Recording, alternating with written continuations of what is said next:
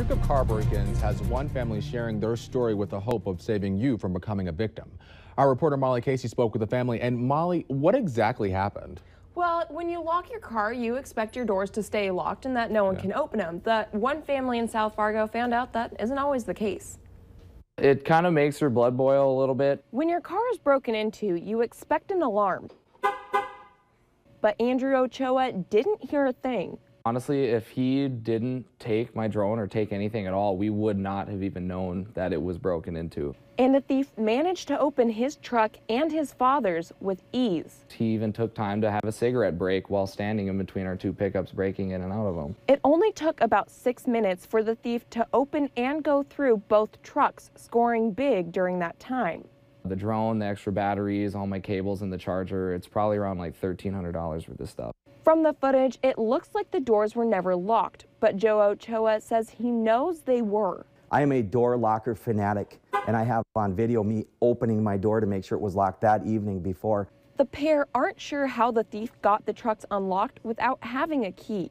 I mean, when you watch the footage, you can see he's just in his pocket. That's it. And then it's opened. Our vehicles don't react at all. They don't do the lights. The pair aren't sure how the thief got the trucks unlocked without having a key. And when you watch the footage, you can see he's just in his pocket. That's it. And then it's opened. Our vehicles don't react at all. And the footage confirms this.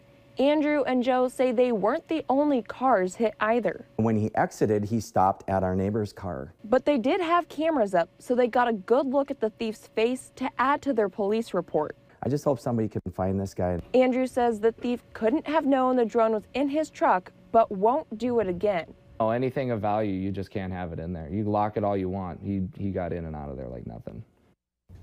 And police are still looking for the man in the video, so if you have any information, you are urged to contact the Fargo PD. Now, Molly, this is a very crazy story. So what device did this guy allegedly use to get inside of the vehicle? Well, it's called a relay attack device, and it's used by manufacturers of cars to test the locking systems in those cars to see if they're vulnerable at all. And now thieves have gotten a hold of them and they're using them to break in. They're always one step ahead of us. They really are. Thanks for the story, Molly. The Bemidji Police Department is asking for your help in finding Chelsea Ari Anita Batchelor. She's 26 years old and was last seen in the Bemidji area on June 22nd. She's described as 5'4", 117 pounds with brown hair and brown eyes. She has a tattoo on her left wrist and left foot. If you have any info, you're asked to call the Bemidji Police Department at 218-333-9111. Construction will close down 8th Street West from Main Avenue to 2nd Avenue West in West Fargo. The construction will complete some underground work, and it's part of the same project that has closed down part of 6th Street West and 2nd Avenue West. The closing is slated to last until September 1st, but crews hope to be done with their work sooner than that date. Part of Broadway today was closed off this afternoon so that a different kind of traffic could roam freely. Downtown Fargo again played host to Streets Alive, an event that encourages people of all ages to use human-powered transportation. Organizations set up along the path handing out tips for practicing a healthy lifestyle. The main goal of the event is to help build healthy habits that'll serve Fargo residents for a lifetime.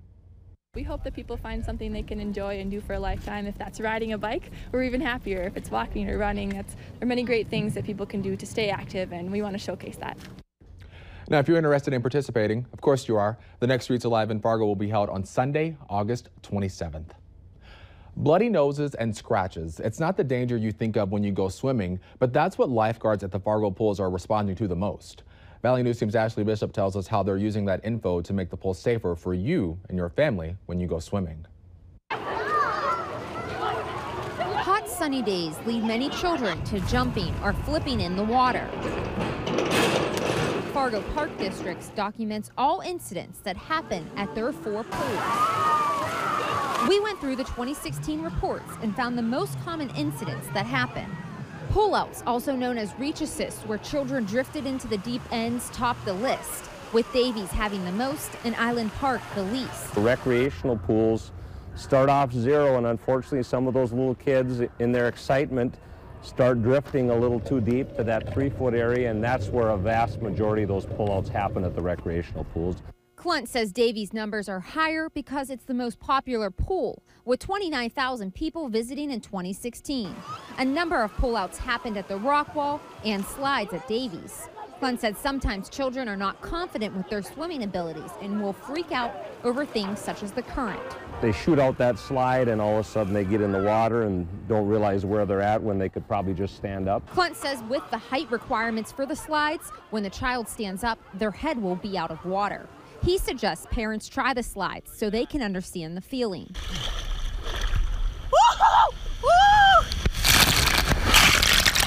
And they can probably explain it best to their child, that feel of going down the slide, because the yellow slide at Davies is a blast, but it'll shoot you out.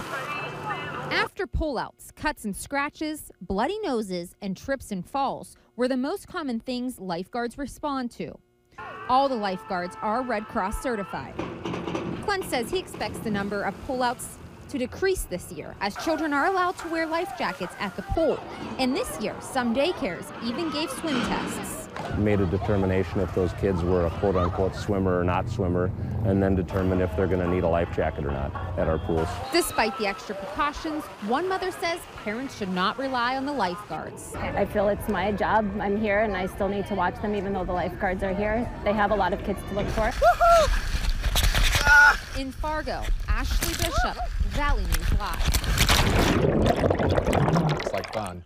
Fargo Park District says they used the data from the reports to add safety precautions to the pool. One example is adding ropes in the deeper area of the Fargo South Pool. Also, the Park District had their first water safety day this month, which taught critical water skills, and they plan to have them each summer. Dozens of people were at the Orpheum Theater in Ada this past week. They came out to see the flood documentary, Come Hell and High Water. Now, the documentary was made to commemorate the 1997 flood that ravaged most of the city. The project was spearheaded by Ada Borup band director Richard Tuttle.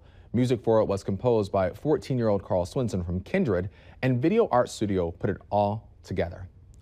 There's another showing of the documentary taking place this Wednesday, June 28th, 7 o'clock at the Orpheum Theater.